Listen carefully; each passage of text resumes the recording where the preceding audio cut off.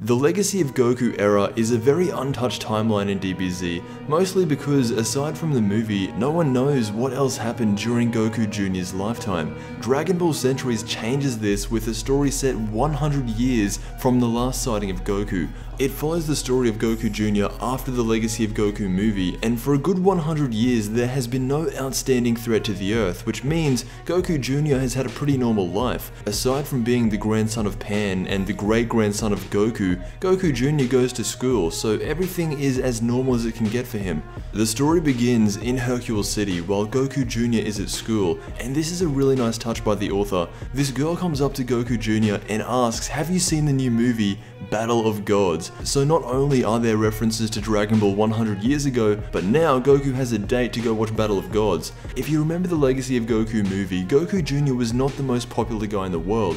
Although he's the grandson of Hercule, that didn't matter. However, after going up against Vegeta Jr. in the finals of the World Martial Arts Tournament, Goku naturally has become very cool. While he's sitting in class, all of a sudden he senses not just one, but a cluster of strange energy levels heading towards the Earth. This would be the first time Goku Jr. has ever sensed something like this, because up until now, the strongest person he ever fought was Vegeta Jr. back in the tournament. 3 hours later, the mother of all spaceships enters the Earth's atmosphere, and every character that is still alive that we know can sense it. Master Roshi, Vegeta Jr. and Dende, these are the only characters outside of Goku's family that are still around 100 years later. The ship lands, and the captain of all these guys is another Saiyan, and the reason that he is on Earth is because he's looking for the Dragon Balls, something that hasn't happened in over 100 years, because when Goku left, he took the Dragon Balls with him, but now they're back, and Goku Jr.'s house is home to the 4-starred ball. So straight away, because of Pan, this Saiyan is able to sense her energy, and from there he knows exactly what he needs to do.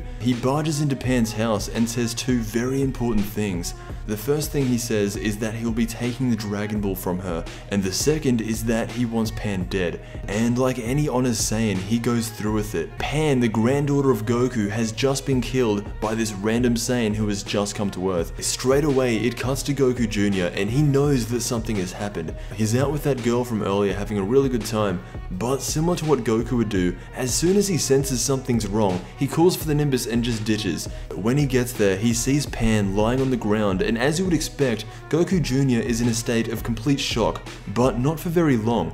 The same guy who killed Pan blasts Goku Jr. from behind, and just like that, he's knocked out and assumed to be dead. By the time Goku Jr. wakes up, the entire city is destroyed in front of him. This is where he starts becoming a lot more like Goku. He realizes what the death of Pan means, and so he buries her and swears that no matter what, he will bring her back. From here on out, this is Goku Jr.'s new design, and this is why they call him Goku. The inevitable story that is being told with him is that he will grow up into the same kind of person that Goku was. Of course, they have very different lifestyles, but the foundation is there. The story continues with Goku Jr. getting more and more powerful, and you can just see that as he's looking out for the Dragon Balls and hunting down the men who killed Pan, there is a lot of Goku in him, but at the same time, 100 years later, a few things have changed. His will to fight being 1/16th Saiyan, it's not going to be the same as what Goku's was. No one can ever really replicate Goku's character and have it be 100%. Goku Jr. though, as this story continues, will be the closest thing to it. Anyway, that was a little bit of Dragon Ball Centuries 100 years after Goku. The creator of this story is Caroline. I'm going to be leaving links to check this out if you're interested in the full story. But yeah, what do you think of Goku Jr.? I don't hear many people talking about him, but